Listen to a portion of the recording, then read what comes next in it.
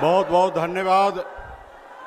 आज मुजफ्फरपुर में अमर शहीद जुब्बा सहनी के धरती पर हमारे आदरणीय नेता राहुल गांधी जी और हमारे तेजस्वी जी और सीएम एमके स्टालिन साहब और तमाम हमारे इंडिया गठबंधन के सभी नेतागण मंच पे उपस्थित हैं और सामने में हमारे सम्मानित गार्जियन, युवा साथी, माता बहन सभी को सन ऑफ मल्ला मुकेश सहनी की ओर से नमस्कार, प्रणाम।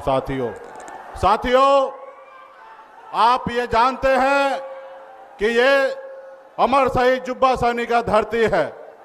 ये धरती अमर शहीद जुब्बा सहनी की धरती इस देश का आज़ादी दिलाने के लिए अपने आप को कुर्बान की है। साथियों, आज़ादी के बाद हमारे देश में एक लोकतंत्र आया, बाबा साहब भीमराव अंबेडकर का एक संविधान आया और इस संविधान में गरीब, पिछड़ा, दलित को सर उठा के जीने लायक बनाया गया। साथियों, पहले तो लोकतंत्र से पहले राजतंत्र हुआ करता था और जब राजतंत्र होता था तो हमारे जैसे मल्ला के परिवार से लोगों से हाथ से लोग पानी नहीं पीते थे, ये राजतंत्र में होता था।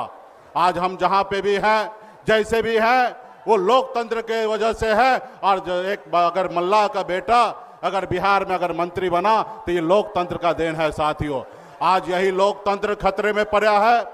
भारतीय जनता पार्टी, आरएसएस, चुनाव आयोग मिलकर इस देश में आपका वोट चोरी कर रहा है और सत्ता में बैठा हुआ। साथियों, जब सत्ता में बैठे रहेंगे, जब आपकी फिक्र नहीं होगा तो आपके लिए काम कैसे करेंगे। बाबा साहब ने नेता के लिए जो है सिर्फ टॉक टाइम जो है ना, सिर्फ 5 साल के लिए बनाया गया। 5 साल में अगर नेता अच्छा काम ना करे तो जनता मालिक होता है और जनता का काम होता है उस नेता को बदल देना।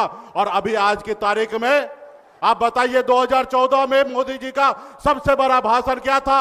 हर युवा को 2 करोड़ युवा को नौकरी देंगे, विदेश से काला धन लाएंगे। क्या वो मिला? नहीं मिला। उसके बावजूद भी 3 बार प्रधानमंत्री बन गए। क्यों साथियों?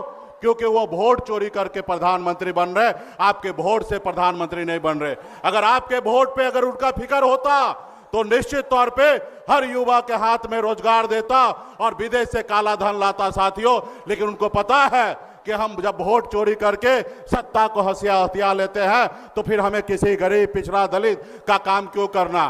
तो इसलिए साथियों, आज हमारे आदरणीय राहुल गांधी जी, हमारे तेजस्वी प्रसाद यादव जी और हमारे स्टालिन साहब आए हैं आपके वोटर अधिकार यात्रा में और निश्चित तौर पे